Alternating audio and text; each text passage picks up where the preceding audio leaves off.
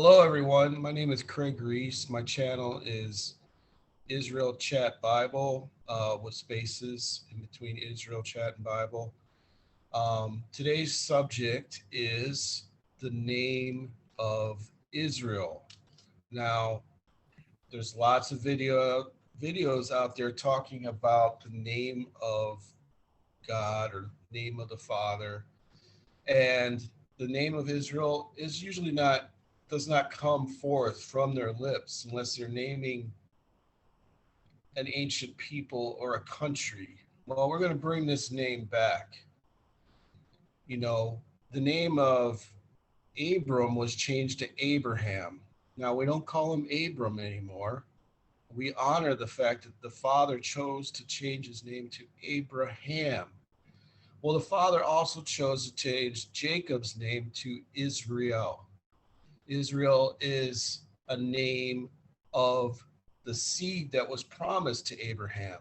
Through your seed should be this numerous as the stars in heaven, as the sands of the seashore. And that promise is that they will take on this name, like a surname, like you take on your father's last name. Well, you take on the name of Israel and you become a child of Israel. We got a couple quick verses in Isaiah that point this out. Isaiah 45, 3 and 4. And I will give thee the treasures of darkness and the hidden riches of secret places, that thou mayest know that I, the Lord, which call thee by my name, am the God of Israel. For Jacob, which should be Israel, my servant's sake, and Israel mine elect, I have even called thee by my name. I have surnamed thee, though thou hast not known me. Because there was a time where they did forget, and they've forgotten today. They call themselves Jews or Christians, or they'll call themselves saints, or, the word saint is in our Bible. Well, saint is an Israel. It's a person that follows the laws and commandments. We're going to go deep into this. We're going to get into scriptures that point this out. And I'd like to welcome Adam to the show. Adam? Yes, hello. Thank you for Hi. having me on. I appreciate you being here. Again, I don't know exactly where this is going to go, but we are going to talk about the name of Israel and the importance of why that name is important. There's lots of names in this Bible. There are many names. And yes, they are kind of more tend to lean towards being an English type of name. You got Peter and John and that type of thing. But the Father speaks to us where he meets us wherever we're at. He speaks the language that we speak. And he has left this name for us to uncover and learn more about. Why is it important? And the main one where we'll probably start is in Psalms 83:4. I got a Bible in front of me. I'm going to turn there. Now this name was revealed to us and to myself through a lot of prayer, and then this verse was one of the first ones that was shown to us in the past, and it says, Psalms 83:4. They have said, "Come, let us cut them off from being a nation, that the name of Israel may no more be in remembrance." Now, they in this is a person that is against the laws and commandments of the Father, which we would call a Gentile. And it has many names throughout history, like Egypt or Babylonians. These are people that are against the Father and his covenant. And they didn't want this name to be known because they feared this name. And if you want to just start here, and then I can maybe help you with some verses that maybe pop up. And go ahead. The question again is not really a question. We're trying to teach what the name of Israel, origins of where it came from.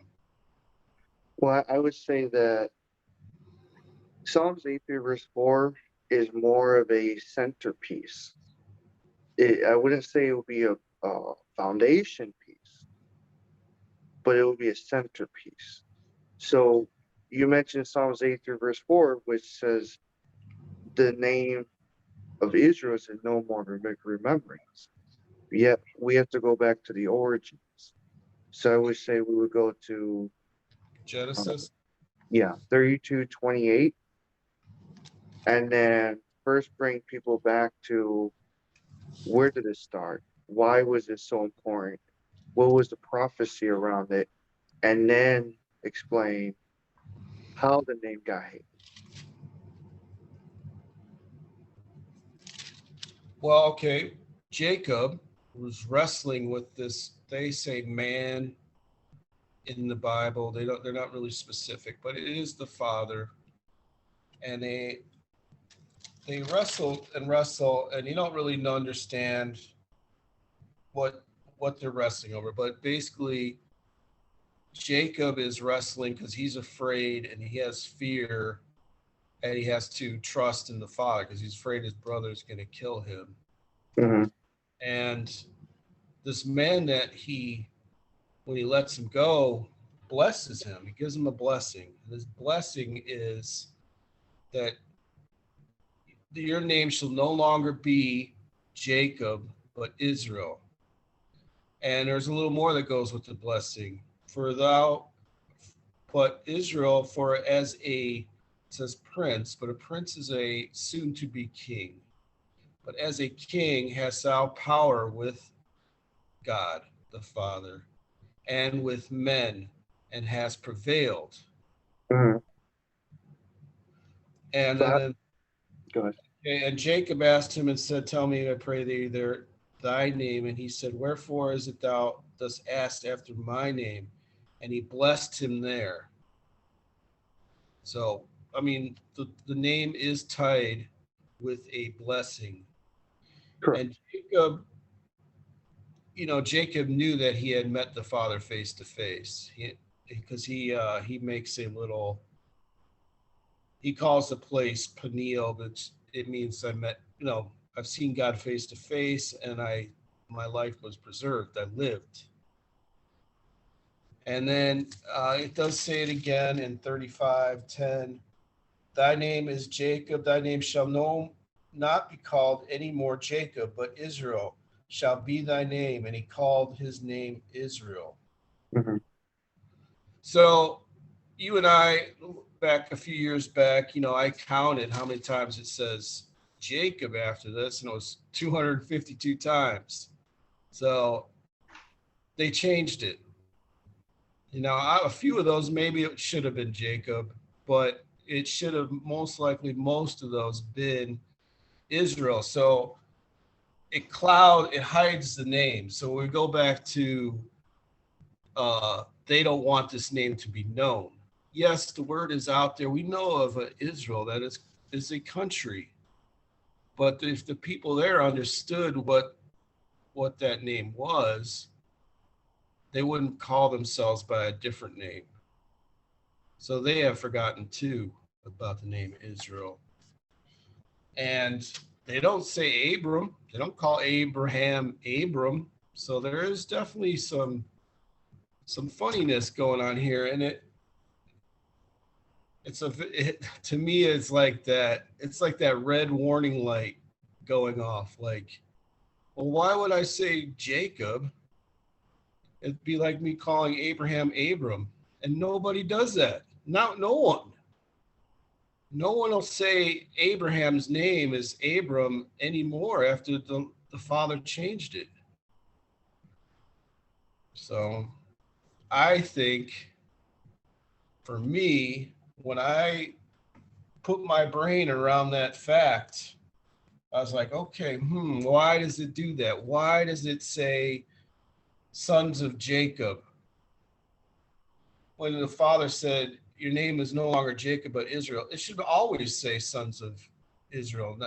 The sons of Jacob should not be in here. Well, then that tells you, wait a second. This is the Father's word. He says, no longer shall your name be Jacob, but Israel. And it doesn't always say that. This book's been changed. This book has been changed. Now, that's why it's important. There's a, there's so many layers of this onion. Obviously, we're getting past the first layer, but it should be a little bit of like a wake up call. Like, wake up. Well, we as a nation of Israel are asleep. We are asleep right now. We are waking up. And this is like a shake you type of moment. You know, you can look around and see what's going on in this world, and it's not good. So there are other things. But in the chaos which you see around you and events that you see around you, there's something that's calling to you from the past, clear as day. I will name you and call you my children, and your name shall be Israel.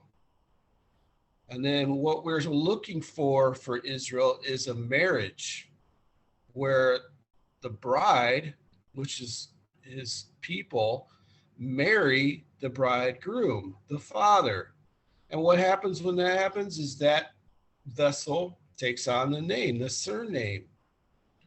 So it is a clear call from the past to the time of Emmanuel of us coming together as a nation that has, you know, there is a nation called Israel right now, which I know adds a layer of confusion to some people, but you can look over there and see that they are not the true Israel. You know, LGBT and a lot of other sinful acts going on right now in that country. And I love this subject, but I never know how to exactly tackle it because the name, you know, the name gives strength, it gives power to a people that, and an identity to a people, and that have lost it, who haven't lost their way. And, you know, you don't know if you should go into like, well, why did this name get forgotten? Well, because he gave them a strong delusion. 3 days of darkness, which goes back to our last video. So I don't know if people need to know that they have been in darkness and that's why they don't know the name, or if they really want to just look at what the Bible says, it's here right in front of you. I don't know exactly which way to spearhead it. We could do both. And I feel like I'm talking too much. I'm sorry. Go ahead, Adam. So yes, what you said is completely true, and the important part is to start at the beginning, the timeline of it. So where I'm, where Craig and I are just starting, is it technically the beginning? But it's really close. And I say it's not technically because there's a verse before 32:28 of Genesis where Abraham is crying out for an heir, which Yeah. means someone to lead his seed, someone to lead his people who will be left to be a shepherd, to be a comforter, to be a king. Mm-hmm. This is why you have the term, it shouldn't say prince, it should be king, because from the loins of the seed of Israel comes a comforter, comes a king, comes a savior. This is why this name is so important. So there's a couple verses that we're going to go over and tackle through questions and answers. As he said, the first one, 32:28, thy name is no more Jacob, but Israel. Mm-hmm. And there's a book called the Book of Jasher, as well as a book called Jubilees. And Jubilees is going to be a very important one. Craig, could you bring up those questions about Abraham asking for an heir, and then the one in Jubilees, I believe, where Abraham knows that his grandson is to be that great heir and tells Rebecca to do all these things to Israel to put the hair on his hand and to bring to his father, who's the father, the spirit of father has blinded Isaac, because Isaac, it tells us Isaac loves Esau. Now, this is one of the many reasons why this book of Jubilees was banned from the canon by the Catholic Church. It exposes the lie of this word saints. It exposes the word Jew. And it makes it very clear in prophecy and every other scripture of this name Israel, why it's so important, and who is to rise in the resurrection, who is to inherit the earth, who are the seeds of life. They're known by a name. And this is why this name's so important. So go ahead. All right, I'm going to read Abram. Abram is this is in Genesis 15. Sorry. And Abram said, "Behold, to me thou hast given no seed, and lo, one born in my house is mine heir. And behold, the word of the Lord came unto him, saying, This shall not be thy heir, but he shall come forth out of thy own bowels, and shall be thine heir," which it was Isaac. And then through Now, Isaac. mhm. Now, however, Isaac, it says that my covenant will be with Isaac and not Ishmael. However, when we go into the next one, which is Jubilees, it explains that Isaac is more of a bridge between this fulfillment I that don't have a Israel. I don't have Jubilees. I got a Jasher verse. Oh, okay. Is that the one you were talking about? Is the one that explains about how Abraham favored Israel and told Rebecca all these things. Okay. Yeah, I got Jasher 34:69 through 70. Okay, let's.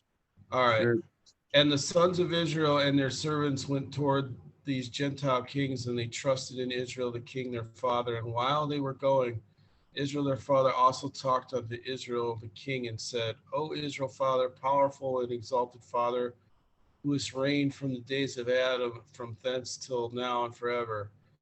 You are he who stirs up wars and causes wars to stop. In your hand are judgment and salvation. This is not the one you wanted, is it? no, it's in Jubilees.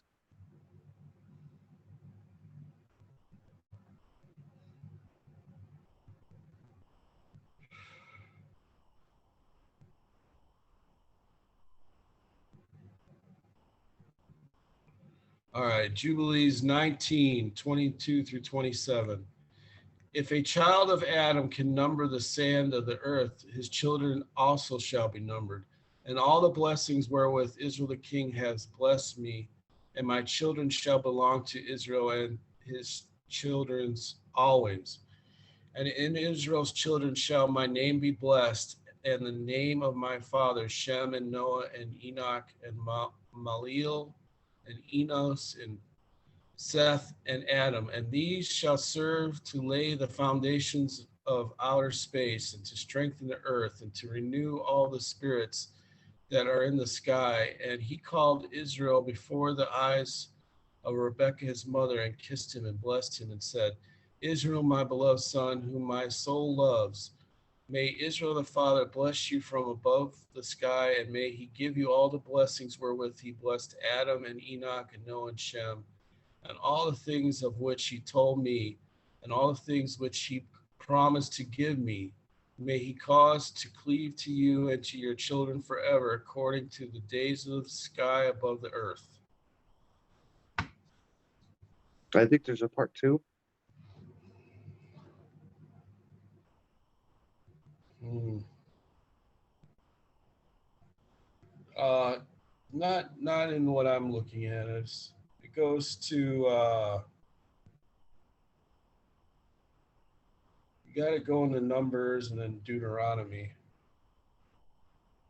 Well, there was a part within that area that Craig read in Jubilees where he it tells us that he told Rebecca to do these things that we read in Genesis, covering his hand with the hair and bringing the meat to Isaac, because it tells us that in Jubilees, Isaac loved Esau.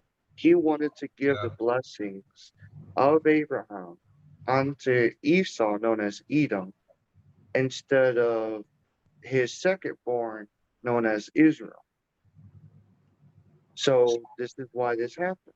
We must read these books that many priests and pastors will say, if it's not in the canon, then it's not the word of God. Well, clearly, these are the wolves because they are not the Levites. The Levites know the word. But in that book, it tells us these things and why Israel is such a particular people. And then, so right now, what we have is we have the fulfillment of Abraham's heir, which becomes Israel. Because we know it's not known as the children of Isaac, it's known as the children of Israel. So through Isaac comes Israel. And then when we read in Genesis, we read in Jasher and even Jubilees, we see that Isaac blesses his son Israel with all the blessings of Abraham. That includes being the father of many nations, folks. So it's very important we understand that it's not Abraham by that name is the world known by a father of many nations. It's by the name Israel that the nations are to bow down to and become one with, thus And when making Isaac, Israel. he didn't realize because he couldn't see that Jacob was before him, who is Israel, because he had like some lamb's wool on his neck, and he leaned over and kissed him, and he gave him the blessing. I'm going to read it. Let people serve thee, and nations bow down to thee. Be Lord over thy brethren, and let thy mother's son bow down to thee. Cursed be every one that curseth thee, and blessed be he that blesseth thee. And that was the blessing that Isaac gave to Israel.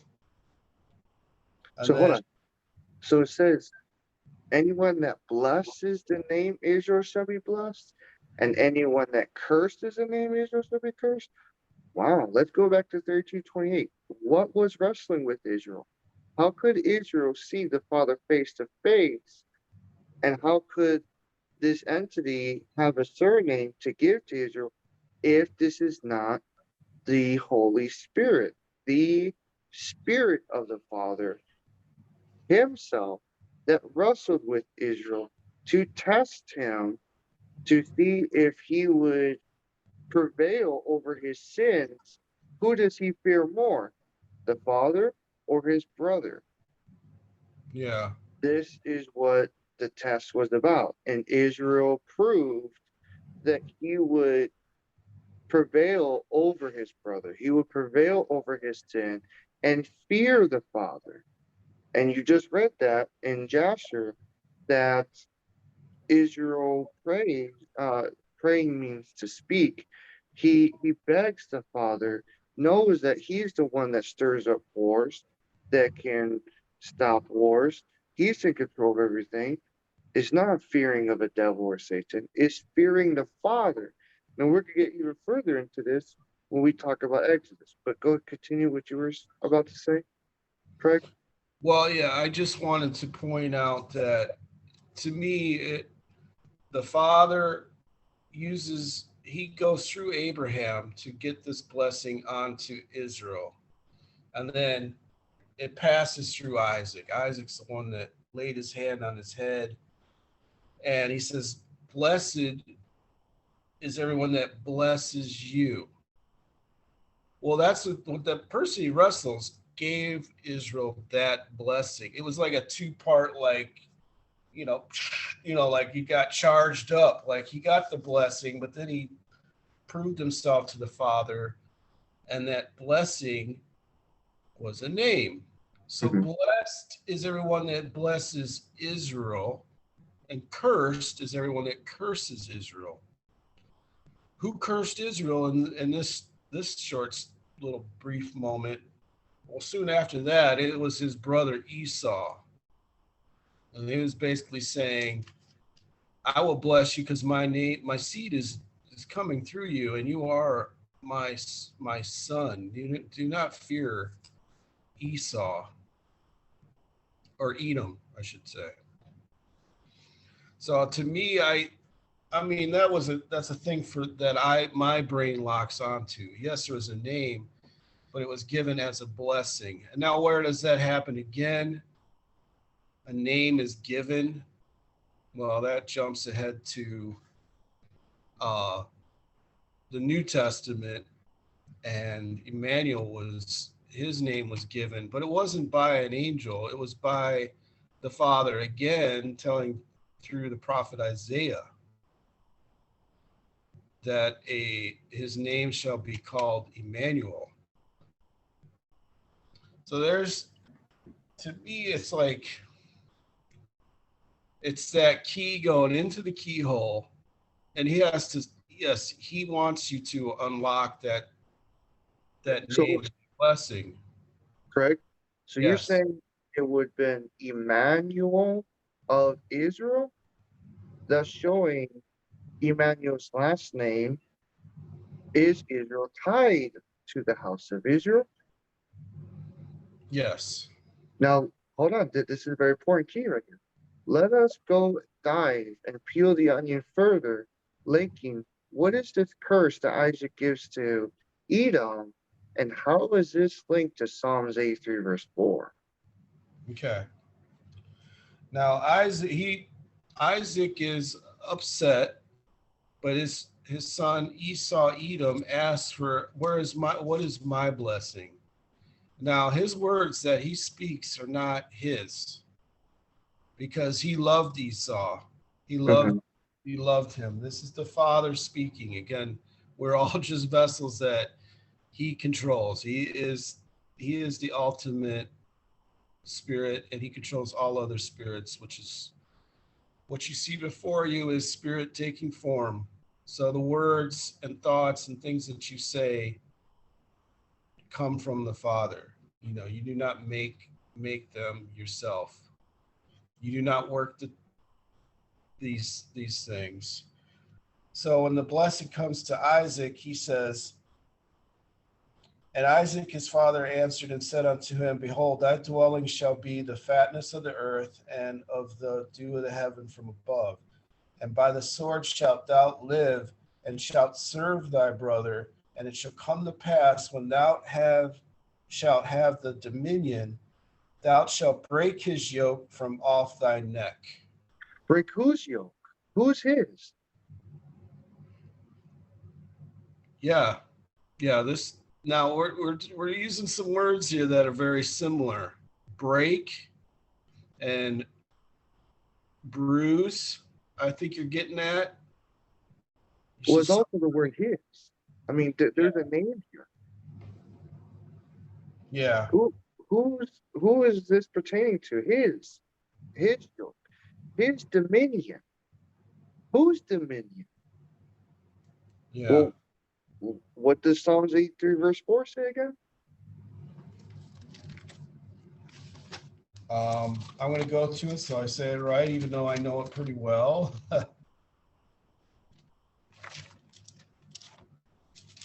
uh, they have said, "Come and let us cut them off from being a nation, that the name of Israel may no more be in remembrance." Wow.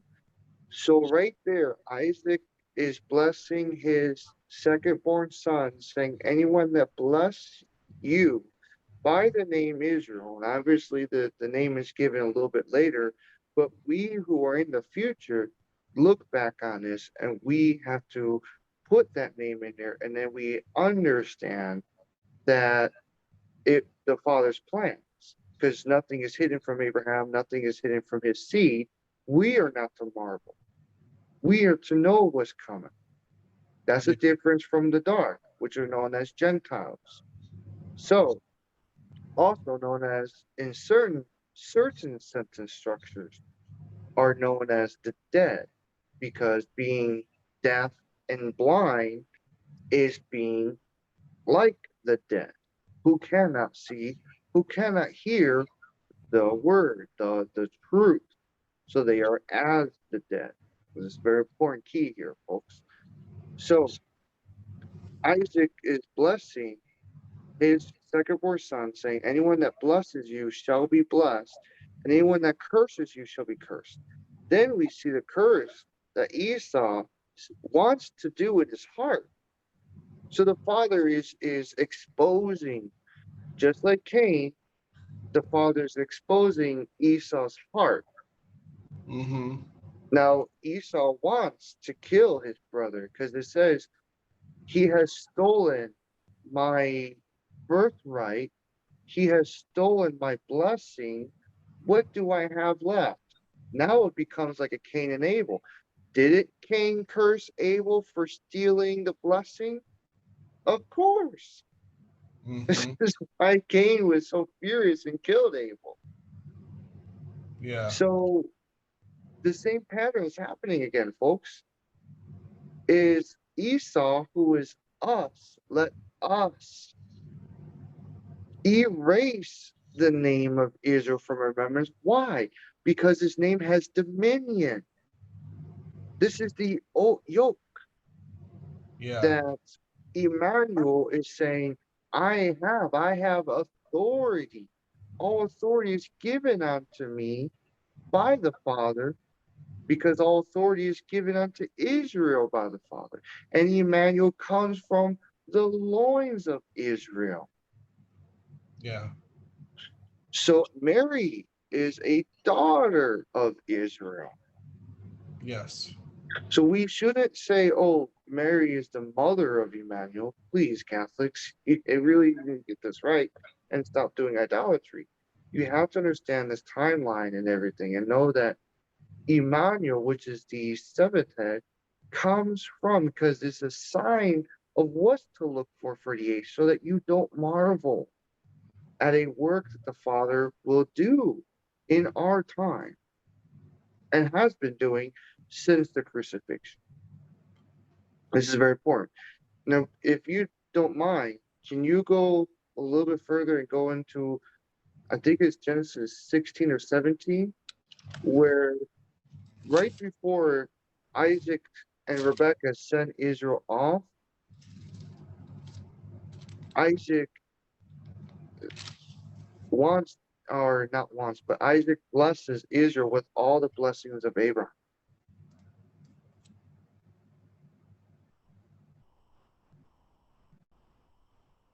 I know it's a couple verses from the beginning of either 16 or 17.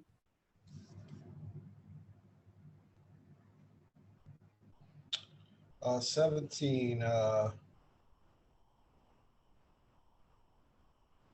He appears unto Abraham. It says, Abram, I am the Almighty God. Walk before me and be thou perfect. And I will make my covenant between me and thee, and I will multiply thee exceedingly. Is that? No, is where Isaac is blessing Israel. Is after he blessed Israel with the blessings, and he Oh. cursed Esau. Uh, It's like the next chapter from that, or the chapter after that. okay.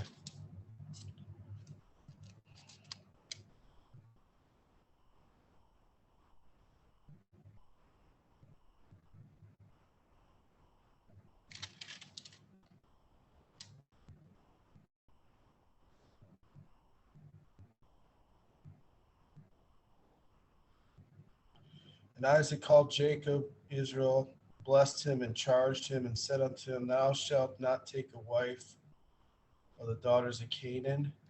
Yes, go ahead. And God, it says, God Almighty bless thee and make thee fruitful and multiply thee, and thou mayest be a multitude of people, and give thee the blessing of Abraham to thee and to thy seed with thee. that Go thou ahead. Can you say that a little louder? and give thee the blessing of Abraham to thee and to thy seed with thee, that thou mayest inherit the land wherein thou art a stranger, which God gave unto Abraham. Now it says the blessing of Abraham. And read it again. The blessing of Abraham. What else? Blessing of Abraham to thee and to thy seed with thee, Okay. that thou mayest inherit the land wherein thou art a stranger. So we're saying that the blessing of Abraham is not just does not just stop with his grandson Israel, but keeps going on to the bloodline, the seed of Israel. Now, I'm not gonna get too particular in the bloodline because that's for a whole different video. All I'm gonna say real quick is the bloodline of Israel has been scattered and has mingled onto the Gentiles since after the crucifixion onto our time right now. So that's how many years have people been marrying and which is sex, and how long has this blood now passed through everyone among the nations? I mean, you have planes, you have boats, people have traveled continuously and faster and faster and faster. So Yeah, we can understand that the blood can be anywhere now.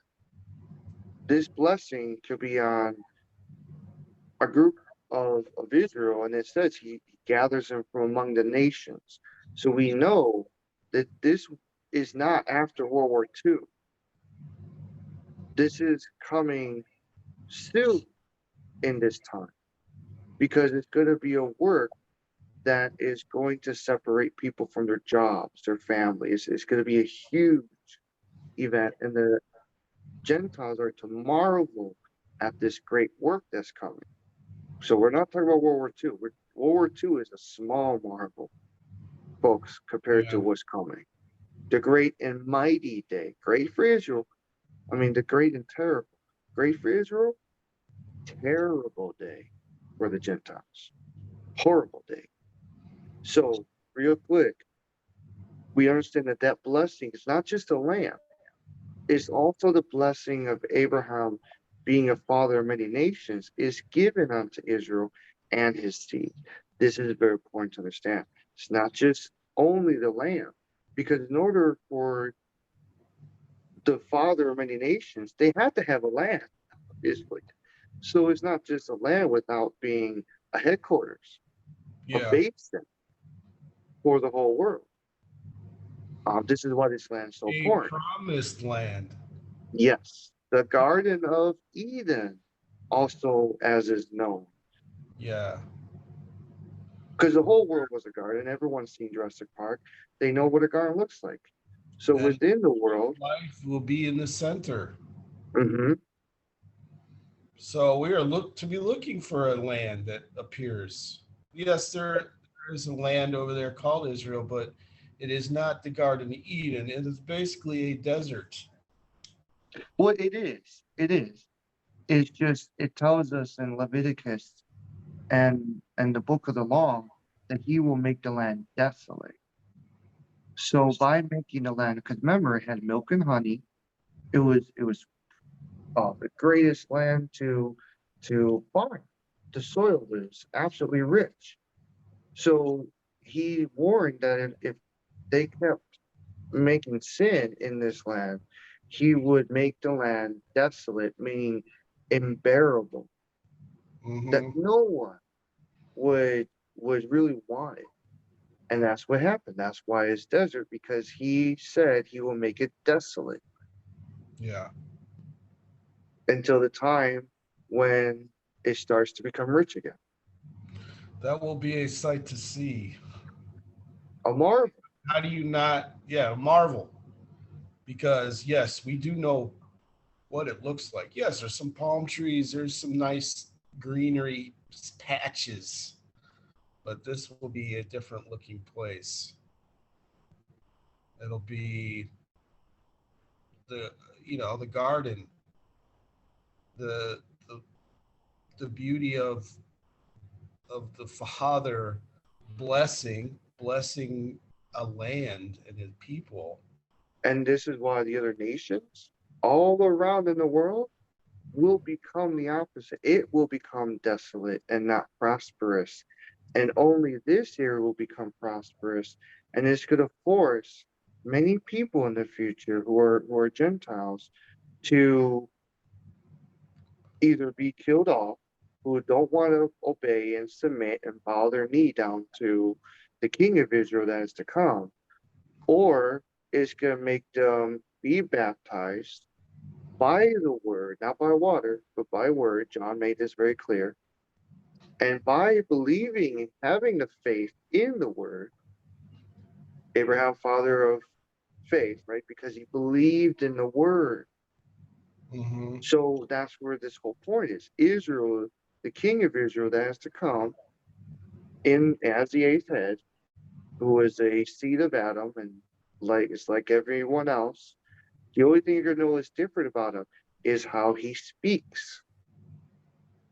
Because no sign is given to the Gentiles to let them know, hey, here's the king. Like you saw in the sign. It's a sign for a reason. Don't glorify it. Be prepared through it, like the five virgins have the oil and the lamp. So Mm-hmm.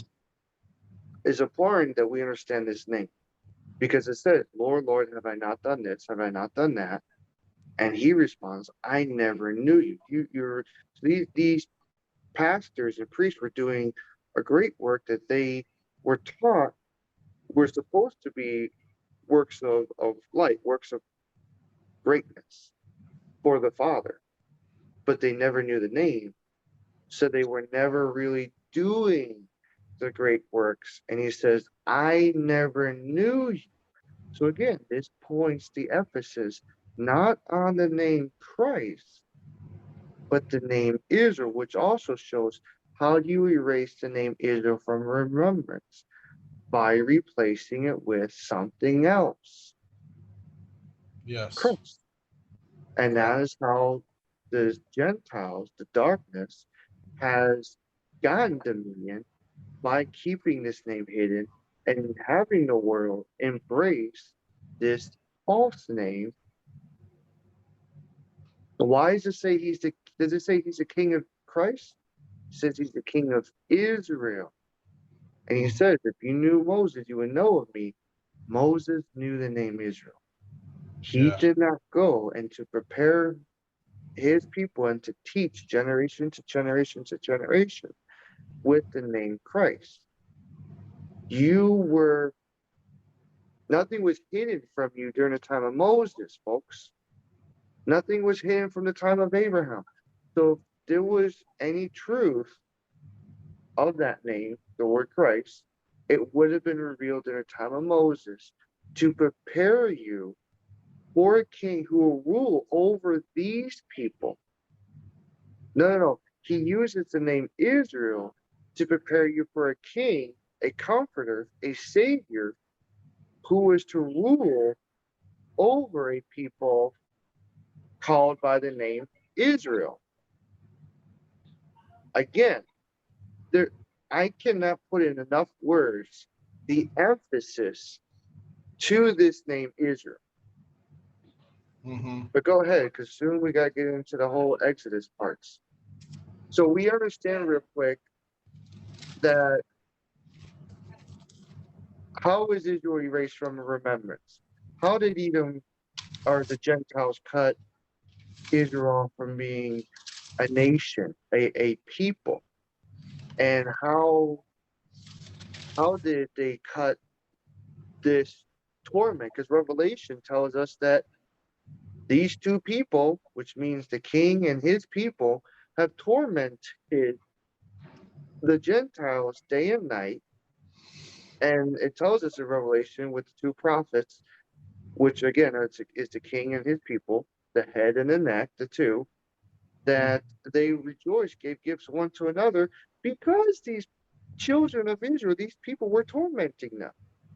So this explains why they erased the name Israel, why they hate this name, why this name has power, and why they chose to give a false name so that they can have dominion. And that you would do what? The Thessalonians believe a lie until the Father comes in that final vessel. Go ahead.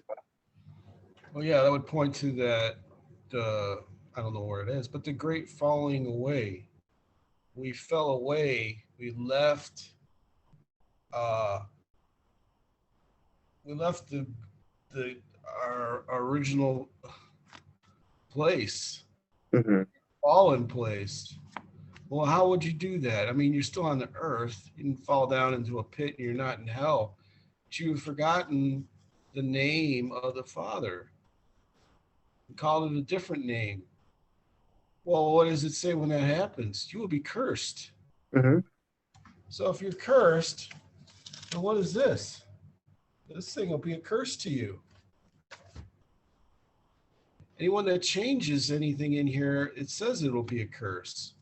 Mm-hmm. Now they changed things in here. They changed the name, and that is a heavy load for some people. I get that. Um, Again, we're here to help. We're not necessarily here to, uh, like pinpoint you uh, where it went astray. But it does tell you that it does go astray, and it comes back to the promises and the blessings. It's like a huge history lesson that we're trying to give to you.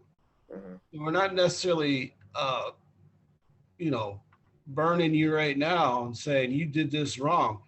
You just forgotten the history that goes along with this name, and that's how you can forget that the name has importance and meaning.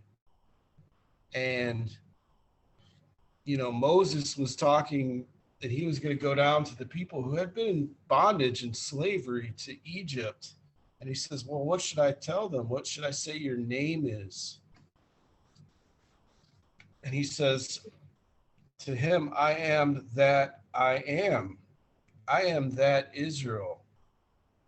I am that one that gave the blessing to my people and promised them that they will be as the sands of the seashore and the stars of the sky, which at that time they might have known the name, but they themselves had forgotten. Well, they got the firsthand witness of the power behind that name, and so did the Pharaoh. And again, Israel survived through all these times through because of the works that went behind that name. They are what bolsters that name, as he did mighty works and deeds in that name. And then that's kind of the loss that we have when we separate New Testament, Old Testament. We just kind of like, oh, that was then and this is now. Like, it probably should have never been separated, because he was still doing great and mighty works. If you know of Moses, the fifth head, you will know of me. This is what Emmanuel said. And that verse goes a long way. I mean, this is like, you should know the history. He's talking to the Pharisees. Well, we're dealing with the same thing. We forgot the history. We don't know of Moses, so we don't know how everything ties into each other. As it says too, we've forgotten the war of the Canaanites. We've forgotten the wars that Israel had with the Gentiles. Yeah. But Yeah, I go didn't ahead. know those until much later that I learned about those wars, and the mighty deeds that Israel did through Simeon and Judah, and defeating all the Shechemites. I always have trouble with that word, but Shechem defeated like a whole city with one guy. You just don't know these things. This is in the book of Jasher. We talk about this. I'm sorry, I cut you off. Go ahead. No, we just have those ones in Exodus. All right, so yeah, Exodus 2:24.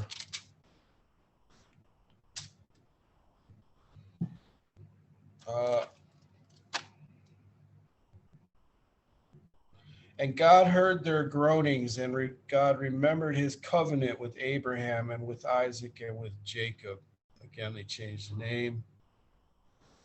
If he says it shouldn't be Jacob, we should not be saying that. But I'm pointing it out because that's where this thing that happens where I said it starts to become a curse because that name was removed.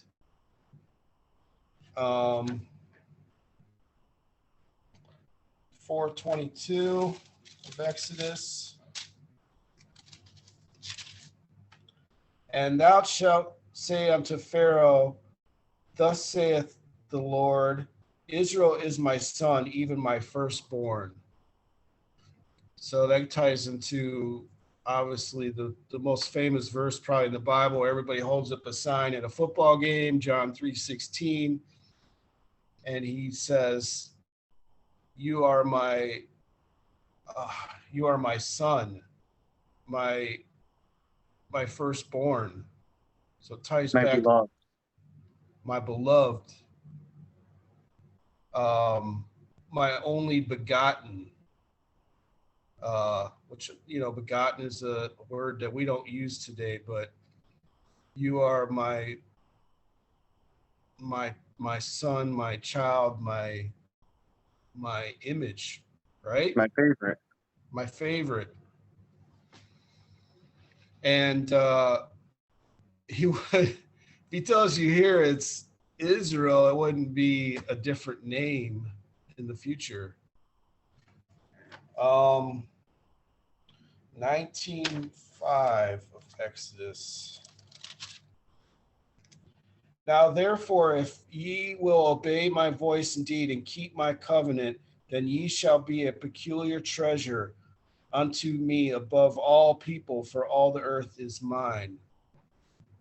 So all the earth is his. Israel's to inherit all the earth and be a nation above all nations. Um, Israel has under Solomon was strong, but they did not rule the whole world. So we're talking about a future prophecy where nations are peoples. So you're basically talking about a people that will rule all other people. Now, hold on. Nope, sorry. Go ahead. Didn't you read that in Jasher? That he stirs up wars and what was that again in Jasher? I'd have to go right to it. I can find it pretty quick.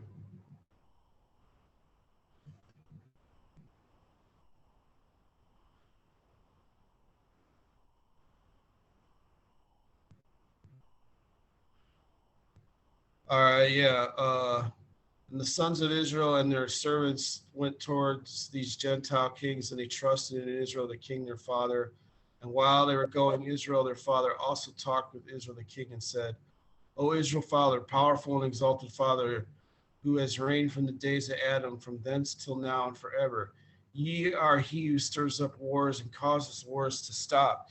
In your hand are judgment and salvation to exalt and to bring down.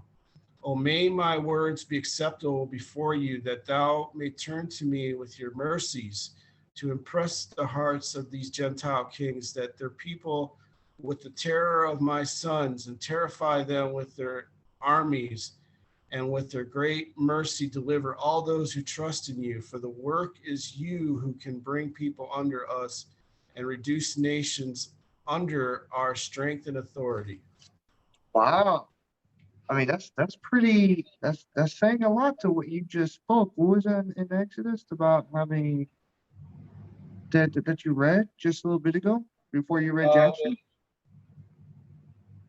Now, therefore, if thou obey my voice indeed and keep my covenant, then ye shall be a peculiar treasure, and unto me above all people. And then that points to the blessing of you will be a king, and then you will have the blessing he gives to Jacob. For all the earth is mine. Again, I mean, you're not being, well, the peculiar treasure.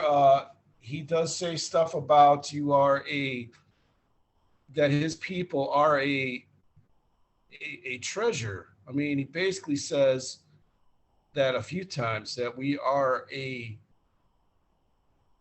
great reward. We are a Eye of great. the apple. What was that?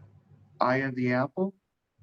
Does he say Yeah, that something like that? and I adorn my bride with treasures, and she shall, or he says the New Jerusalem comes down adorned with many treasures.